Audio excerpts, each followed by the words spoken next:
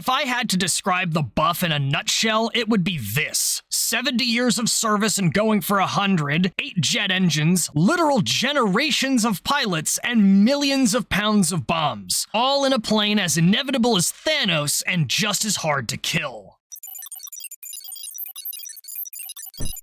Today, we're gonna blast through the story of the B-52 Stratofortress, aka the Buff, which is an acronym short for Big Ugly Fat This is the only US aircraft you could accurately describe as a family heirloom. Because it's been around so long, there are multiple cases of sons and even grandsons flying in the same planes as their forebears. And considering the upgrades that are planned for the fleet, there might still be more. While I doubt any of those forebears would have any idea their old bombers would go from deleting cities to deleting grid coordinates in just 40 years, people back then were absolutely aware it would live a long life. When the prototype was flown by test pilot Tex Johnston, the same absolute madman who would later do a barrel roll in a Boeing 707 jetliner, his thoughts were, I am convinced that this is not only a good airplane, it is a hell of a good airplane. Because the idea that the Buff is forever isn't just a meme. It's been refusing to die since before it even got to the drawing board.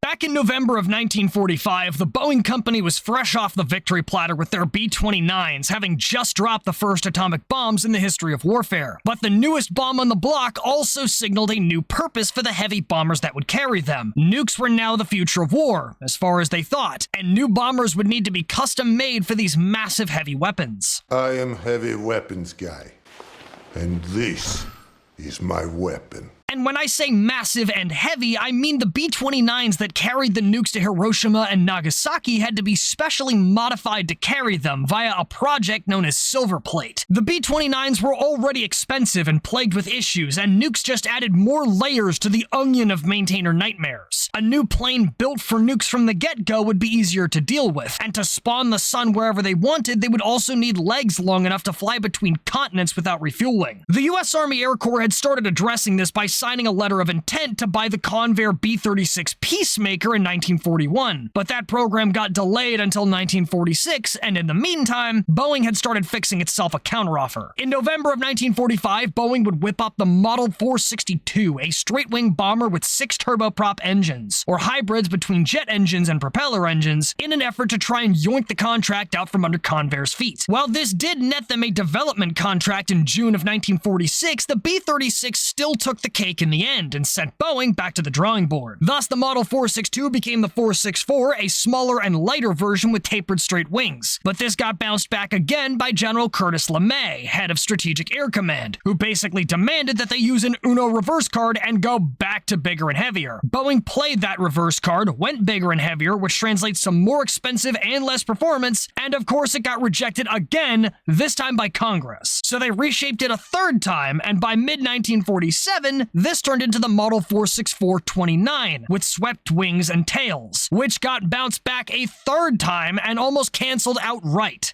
Why are we still here? Just to suffer. Luckily, Curtis LeMay still had hope for the project and stepped in to buy Boeing some more time. Boeing then used that time to make the Model 464-35, a swept-wing bomber with contra-rotating propellers that looks pretty much exactly like the Soviet Tu-95. But this was all still just fun and games with extra steps. Without a contract or a government program, this Boeing aircraft wouldn't get off the ground, literally. That would change in May of 1948, when the now Air Force issued a request for a nuclear-capable bomber that could operate at intercontinental ranges without needing forward air bases. And with jet technology slowly becoming more developed but still unreliable, they were at least considering trying it. So Boeing got the order to present 2 options. One, a mock-up of the improved and jet-propelled Model 464-40, and second, 2 prototypes of the Model 464-35 just in case the jet engines didn't work out. But when the company's engineers met with Colonel Henry Pete Worden from the Wright Air Development Center on October 21st, 1948, he threw everything in the trash and told them to just go for the jets. Because, who would have thunk it, a turboprop engine has more moving parts and thus more reliability issues. You'll never guess. On the other side of the equation, the B-47 jet bomber the company was making while this had all been going on was already coming along well, so jets seemed like a better choice. But the worst part of this whole endeavor was that Boeing had only 2 days to fix their designs. So the engineers went back to their hotel room and got down to business yet again. They reshaped the Model 46440 into the Model 46449, which was good enough for Warden and got the thumbs up. The design would be adjusted one more time for good measure into the Model 46467, and in 1949 the construction of the prototype XB-52 began. Development proceeded smoothly enough that the Air Force awarded Boeing an early production contract in 1951, and with that in hand, the plane that lost to the B-36 was about to become its replacement. Tex Johnston took the controls for the first flight on April 15, 1952, and while it was a hell of a good airplane, 2 things would change. The first was the strength of the controls, because otherwise it would take somebody as buff as Popeye the Sailor Man to turn the buff around at speed. This was actually a deliberate decision, most likely to prevent pilots from accidentally snapping the B-52's long, flexible wings. But it was an easy fix to loosen up a little. Curtis LeMay would also put his 2 cents into the program one more time and requested the fighter-esque B-47 style tandem seats be put shoulder to shoulder instead. And to seal the deal, the updated YB-52 would face off against Convair one more time, who had submitted, you guessed it, a bigger jet-propelled B-36 called the YB-60. Convair's solution was cheaper, but the buff was faster, more agile, and could go for longer in the sky. And as freaky as the buff might seem, he isn't one to stay in the hotel chair forever. Dread it, run from it, destiny arrives all the same. Any hope of B-60 production would be conclusively canceled on August 14, 1952, and from there on out, it was time to buff out the American bomber fleet. And the buff would fill out that fleet for a while, going through no fewer than 8 variants in 7 years. The first B-52A took flight on August 5, 1954, bringing in a nuclear bomber with a crew of 6, including the tail gunner sitting out back with his quad 50s, an early electronic jamming and countermeasures suite, and a pair of 1,000-gallon fuel tanks under the wings. It used a double-wide bicycle landing gear setup with outrigger gears on the wings for stability, and those wings were swept back around 35 degrees just like the B-47. But unlike the B-47, instead of making the entire plane sit nose up on the runway to let it get off the ground on takeoff, the B-52's wings were angled upwards at about 6 degrees, resulting in an effect that can be best summed up by one of its pilots as, you don't rotate at takeoff speed, it's more like you levitate, which has to be a really funny sensation when you realize you're sitting in a flying football field. Because this thing is big. The buff is so massive they had to turn the tail into a because you fold it down when it's time to put it away and erect it when it's time to show somebody the business end of a payload. But the most obvious feature was the buff's engines. With early jets being so unreliable, Boeing decided to take the philosophy of they can't catch all of us and apply it to the B-52's engines, giving it the highest number of jets ever bolted to an aircraft. The 8 J-57 turbojets put out just over 10,000 pounds of thrust each, and they were mounted in twin-engine pods, which also had an accidental habit of falling off the plane if they caught fire and couldn't be put out. It's a feature, not a bug. There was even a bed for long flights, an early oven, and a bathroom, letting the crew live on the plane for long flights and creating a whole new definition of the nuclear family. But hands down the funniest part was that the buff got a 360-gallon water tank for engine water injections. Because where's the fun in spawning the sun over somebody else's cities if you don't get to blast jet nitrous while you're at it? However, these initial versions didn't go to the Air Force. All 3 of them were loaned out to Boeing for various flight tests, and the third would eventually be refitted into the NASA NB-52A, which made the first 59 of the X-15 program's 199 mothership test flights. The first B-52 the Air Force would receive would be the B-52B on June 29, 1955. The B model had slight troubleshooting fixes over the A model made to the avionics and the engines, but 27 of the 50 B buffs would be designated RB-52 B-52s with extra equipment slots in the build, having a mount for a recon pod and 2 more crew. All B-52Bs would be grounded in February 1956 due to a crash, but they wouldn't stay that way for long, because on May 21st that same year, the B-52 would become the first plane to drop a hydrogen bomb during Operation Castle over Bikini Atoll. And this test actually went sideways because the bomb went off 30 seconds too soon. Turns out 30 seconds is a pretty long time in nuke land, because that makes the difference between blowing up the ground and blowing up your entire air formation. While they were damaged, all the planes did survive, which was good, because if they hadn't, they wouldn't have been able to eject without jumping into the sun they had just spawned. Woo! Moment dodged! One of these B-52Bs would eventually be given to NASA as the NB-52B, which got the tail number 008 and thus the call sign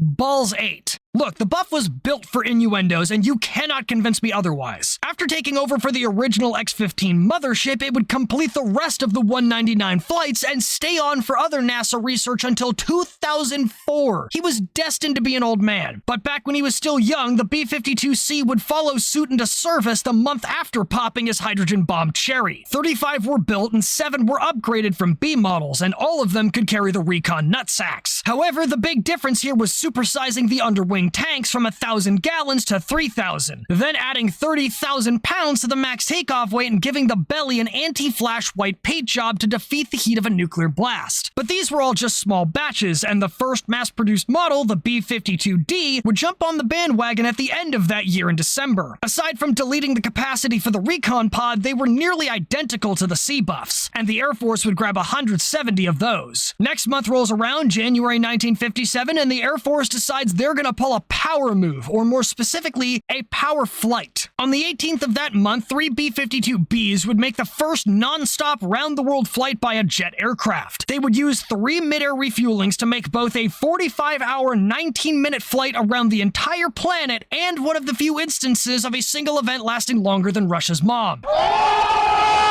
The following December, the B-52E entered service. These were basically the same as the D models, except they were cheaper, and they had updated avionics, navigation, and bomb sights for low-level penetration missions, keeping the buff meta in the newest Air Force doctrine after the Soviet Union started releasing their surface-to-air missile updates. Uncle Sam bought 100 of those, one of which was converted to the JB-52E to test the engine for the Boeing 747, and another of which was converted to the NB-52E to test canards. Yeah, Grandpa Buff had canards once. He was going through a phase. But that phase also laid the groundwork for improving its structural endurance, especially during low-level penetrations. See, Buffy the Forehead Slayer here doesn't have a fear of heights. He's got a fear of lows. Not the hardware stores, that's probably where they get most of their parts to fix him nowadays. I'm talking about low altitudes, because the B-52 had a lot of issues with the tail getting blown off by a gust of wind. These canards and the load alleviation and mode stabilization system, or LAMS, that came with them worked so well at reducing the structural loads caused by those low-altitude wind gusts that they were even able to go 10 knots faster than the never-exceed speed, aka the speed past which your plane will start to tear itself apart by just flying through the air due to the vibrations and high-speed air pressures. But Buff would be back to his usual bombing self by June of 1958, when the B-52F entered the ring. These 89 units came with newer engines, bigger water injection tanks, and an alternator on each engine pod for startup to replace the unreliable bleed air tubes that originally ran down the length of the wing. This fix did come with a drawback, though. There were multiple fuel leak issues that took 3 separate modification projects to patch out, and the only buff with Fs to give was supposed to be the last Stratofortress.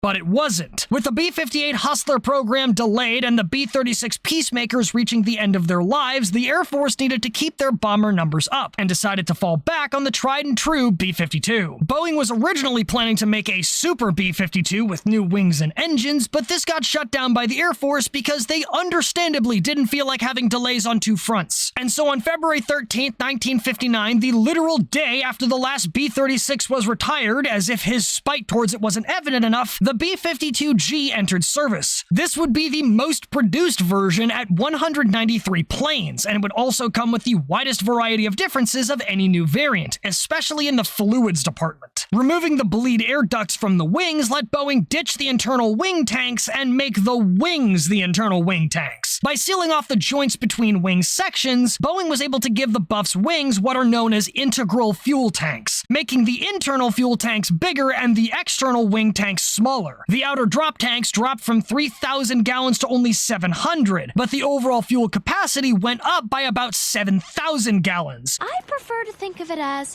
high-risk trading. These changes also made the wing structure so light by itself, they needed to retrofit a new wing box to the plane later, which is not a small issue because that is the main structure that connects the wing to the rest of the plane. It is the most important set of structural members of the entire aircraft. And speaking of members, the vertical tail was actually made shorter by 91 inches. This was to prevent the whole tail getting blown off by the wind problem, but it still wouldn't stop later models from having the same problem and even flying home after one such incident. Then they increased the size of the water nitrous storage tank to 1,200 gallons, made the nose cone bigger, sacked the ailerons to give sole roll control to the spoilers, and moved the tail gunner to the cockpit area to give him access to nice things, like ejection seats in a nearby bathroom. It also meant that the gunner wouldn't have to walk by that nuclear-powered jet engine they wanted to test on the side of a B-52G that one time in 1960. You gonna do what? They never went through with it, but at least they had a platform for it, a platform which also wasn't the B-52's final form. That would take flight for the first time on July 10th, 1960, and enter service on May 9th the following year. The B-52H would get the same crew and structural adjustments as the B-52G, but this time they got new TF-33 turbofan engines, putting out 17,000 pounds of thrust apiece with way better fuel economy. They would also get upgraded electronic countermeasure systems, better avionics, a new fire control system, and a 20mm Vulcan Gatling gun instead of the Quad 50s. The 102nd B-52H, which was also the last of the 744 B-52s ever built, was delivered in October 1962, and the H model is also the only surviving variant today. Uncle Sam currently has a fleet of 76 B-52s, 18 of which are in reserve and 4 of which are relegated to testing. But back in 1961, the Buff service was only getting started.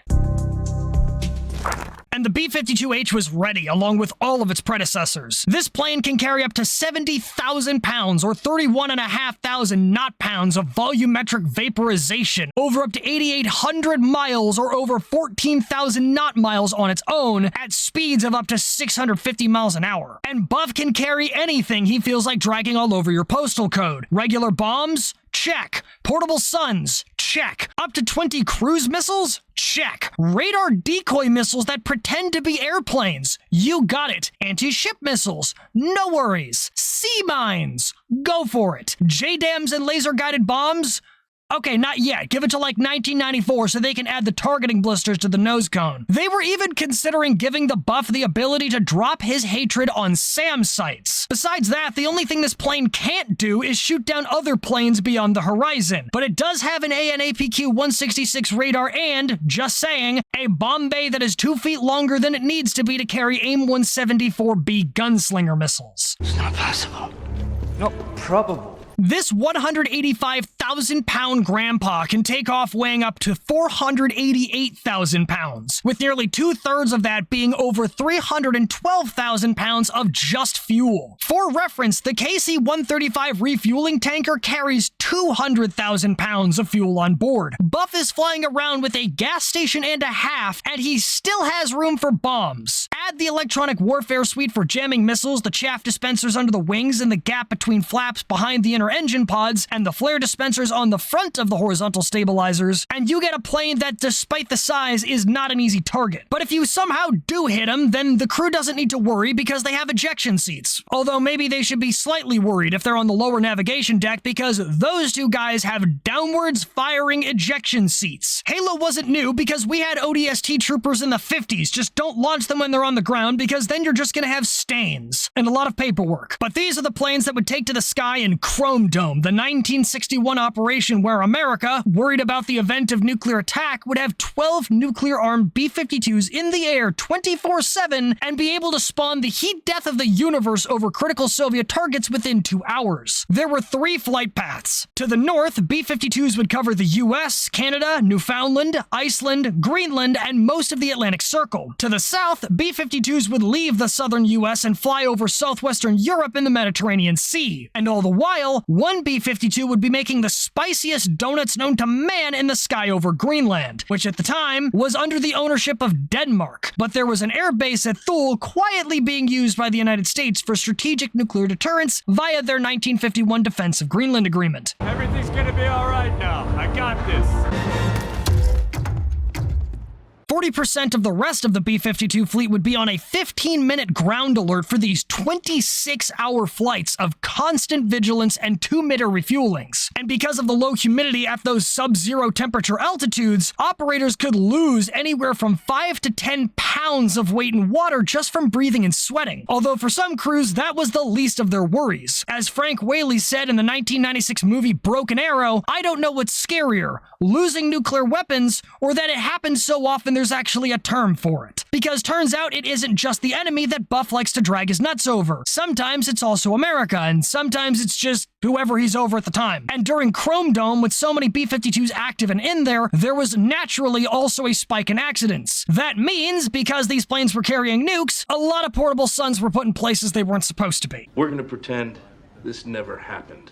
Let's take it from the top. January 24th, 1961, a B-52G taking off from Goldsboro, North Carolina, fell apart in midair shortly after takeoff with a pair of 24 megaton Mark 39 nukes on board. 3 crew members died and the bombs were thrown out over the nearby area. The Air Force would find the first bomb landed nose down on the ground after having deployed its parachute, terrifyingly enough with 3 out of 4 arming switches active, but they only dug up the tail of the second one. So to make sure nobody else could dig around the landing site, the Air Force bought the land in the area and sealed it off. The state still conducts periodic groundwater tests for radiation leaks to this day, but none have been found yet. And this bomb is the only one of the 6 nukes the US is still missing to this very day that was carried by a B-52. The Buff went less than 2 months without accident before the next one happened on March 14th. A B-52F took off from Mather Air Force Base near Sacramento, California, and suffered an uncontrolled decompression in flight. This forced it to descend to low altitude, which burned through its gas tank so fast it couldn't rendezvous with a tanker in time, causing it to crash 15 miles from Yuba City. Both nukes were recovered with no detonations and safeties active.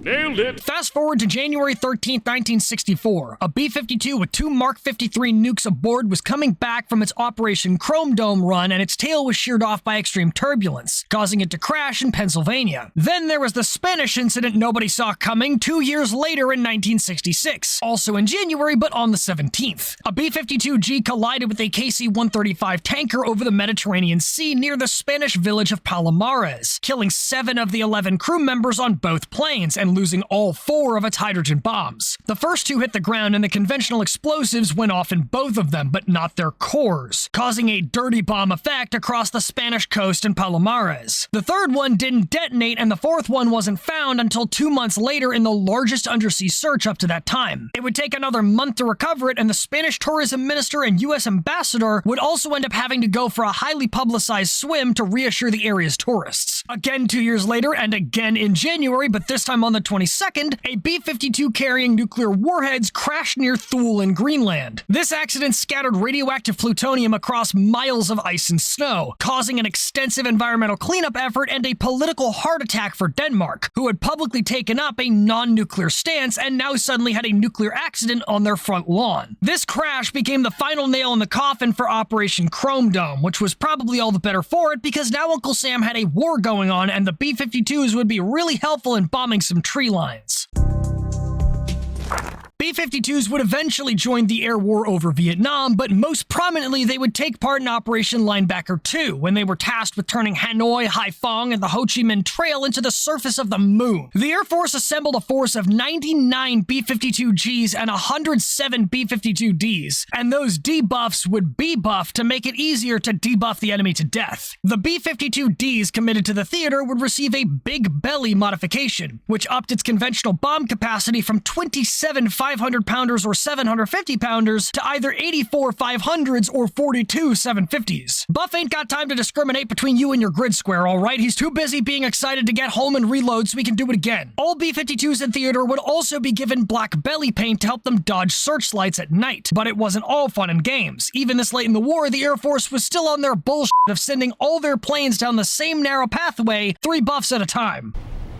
Why are you the way that you are? Mission planners were also relying on the wild weasels, who had terrifying attrition rates, to knock out all the surface-to-air missiles that might try and come at them, plus chaff and the buffs onboard jammers to prevent the SAMs from reaching their marks. Two problems. After the buffs made their U-turns to go home, they were then stuck flying into headwinds that blew away the chaff, and in the sharp turns, the jammers were now pointed sideways instead of at the ground where the SAM sites were. They also underestimated the enemy, who would use the radars on board their fighter jets to clock the incoming altitude of the bomber fleets, cross-reference it with the constant flight paths, and predict the point of impact before blind firing their missiles into the sky in that general area. The Air Force lost 3 bombers in the first 2 days, but thought those loss rates were acceptable and pressed on. As if karma came around and proved otherwise, 6 B-52s would go down in 9 hours on day 3. 2 more went down the next day for a total of 11 in 4 days, by the time Nixon paused the bombing to give crews a 36-hour Christmas break. There was the occasional achievement of B-52D tail gunners Staff Sergeant Samuel Turner and Airman First Class Albert Moore each shooting down a MiG-21 with their Quad 50s on December 17th and December 24th. But they were kind of overshadowed by how badly everything was going. Even the president was upset with the bomber losses, especially because 4 of those had been the G models with the latest electronic jammers, and the wreckage from that was no doubt being taken by the North Vietnamese to be sent back to Russia. I'm not going to go down in history as the president who was in office when the world came to an end, so somebody think of something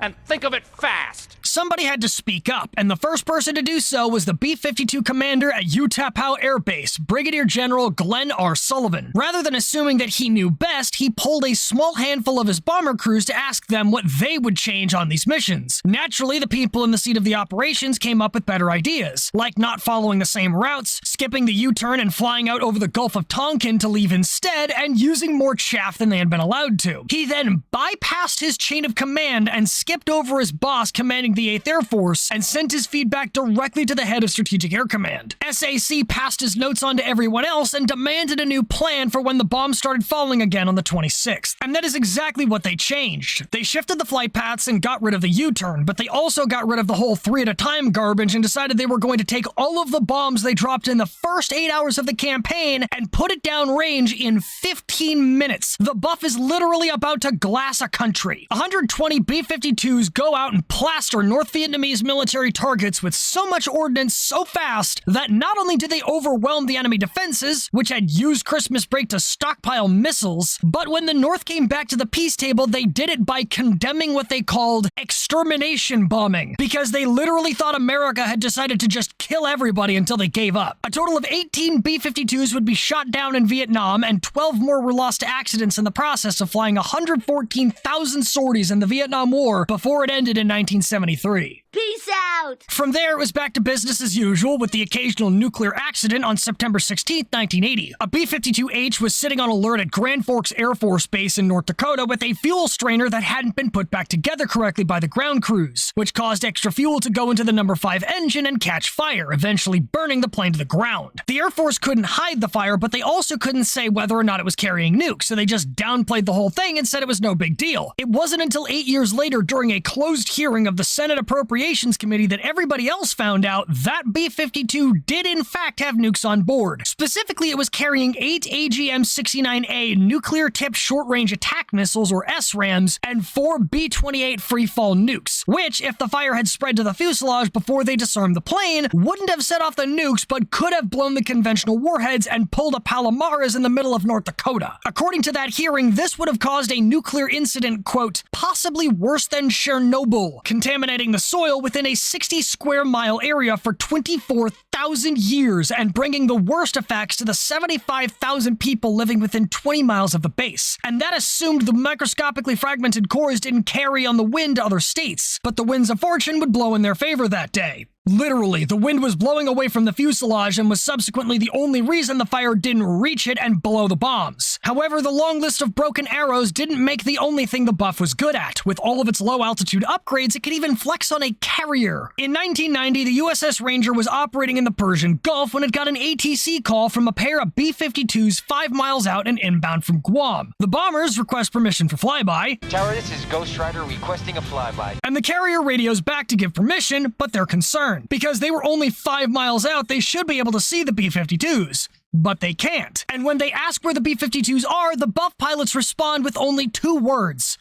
look down. Everybody on the boat looks down all confused, and what they see is this giant fuck-off strategic bomber flying off the water below the carrier deck, which is only 70 feet off the ground, and the top of his tail was lower, meaning that Buff was like 20 to 30 feet off the water. Grandpa Buff took one look at the F-4 Phantom back in the 1960s during Project Sageburner, saw him cap out at 125 feet max, waited 30 years for the additional flex of old man strength, and then said, "Don't get ahead of yourself, sonny boy, hold my beer and watch this." Everybody aboard scrambled to grab a camera because pics or it didn't happen, but nobody gets there in time, and the B-52s ask if people want them to come back around. The crew probably responded with something to the effect of, "Does the sun rise in the morning? Get back here and do it again, I wasn't looking." And so they made like Goofy and did it again. I understand the B-52 crews were familiar with low-altitude flights using terrain-following radar to avoid surface-to-air missile detection, but they weren't exactly playing limbo with the trees. But Buff would keep their typical energy into Desert Storm. During one flight, they were trying to force a pair of infantry units to surrender, but they wouldn't. So the Buffs dropped surrender pamphlets on one unit and deleted the other one, and then asked the other guys if they wanted to surrender again. Magically, they were very happy to comply, and they probably got their karma for that when the Buff became the only fixed-wing aircraft to be hit by a HARM anti-radar missile. Because the funny thing is, the radar output on the tail gunner's AN/ASG-15 fire control radar was apparently similar enough to a surface-to-air missile radar that it could be misidentified by an F-4G Wild Weasel Phantom as an enemy air defense system. And in this particular instance, said Wild Phantom identified his target, then proceeded to follow procedure and fire a HARM right up the B-52's ass.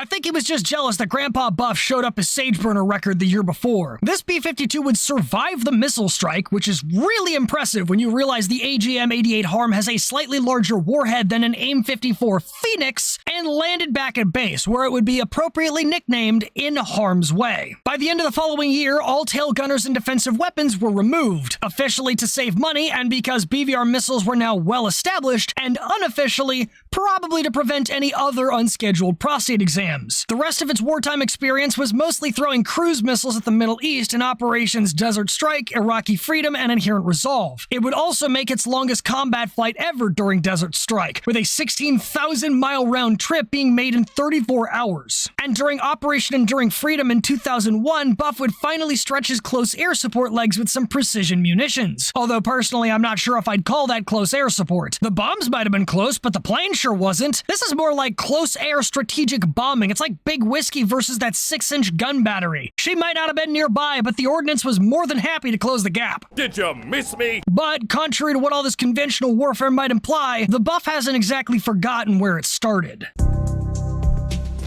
As of August 2024, Congress gave an order to have up to 30 B-52Hs reconverted to carry nuclear weapons again by 2029. This isn't untimely either, as Russia has already withdrawn from the New START treaty that converted 41 of them to non-nuclear capability in 2011. And even while America didn't decide to try and follow Russia's pullout game, I mean, look at Ukraine, it's terrible, that treaty is going to expire on February 4, 2026 anyways. The sun is back on the menu. Here comes the sun.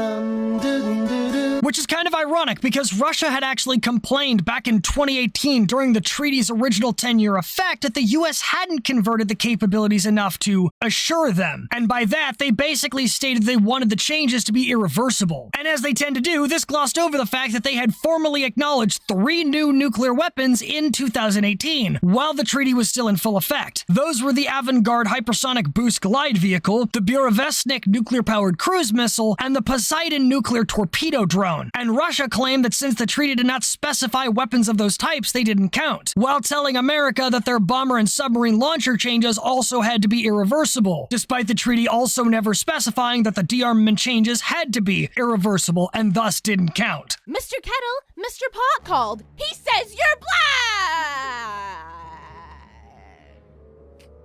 What? It's a turn of phrase. It has nothing to do with race. And if I'm not mistaken, those were the exact same complaints that Russia used as justification to withdraw from the START Treaty on February 1st, 2023. So the moral of the story is that any excuse will do for a scoundrel, even if it's complete bullshit. Which is kind of even more annoying for the buff because that treaty also forced both countries to cut down on their bombers, which got very literal for every B-52G we had left. But it's fine, because like we said before, the buff is forever. Not only is it still being used as a weapons testbed like it was for the Arrow hypersonic cruise missile, it's also a cultural icon and it's getting more upgrades. Within 2 years of its operational debut with the Air Force, the aircraft became the F-14 of its time after starring in its own movie in 1957, Bomber's B-52. This made it so recognizable that people began referring to the beehive hairdo as a B-52 hairdo, because it looked like a B-52's nose cone. And because that was the signature hairdo of both Cindy Wilson and Kate Pearson, the aircraft's name would also be adopted by their band, the B-52s. But the airplane they're named after is probably going to outlive the music, because this thing's service life is planned to last until 2050.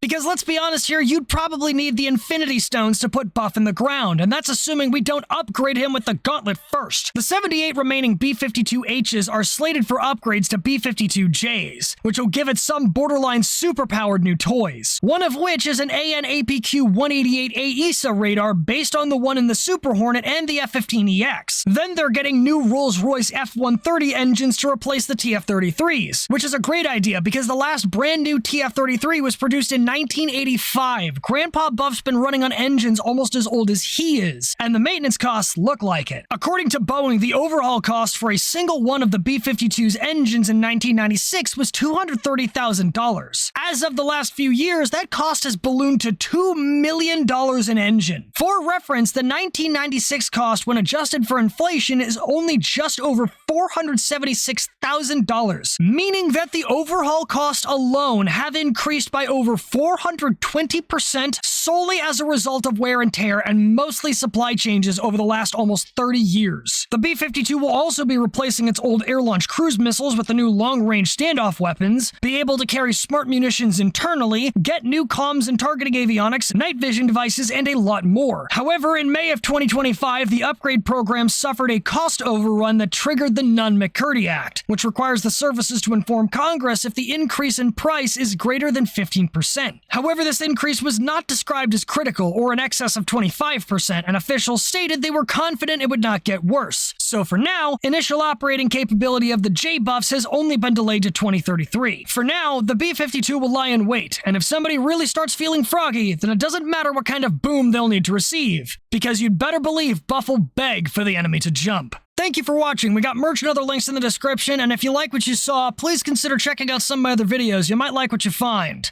Until next time, dismissed.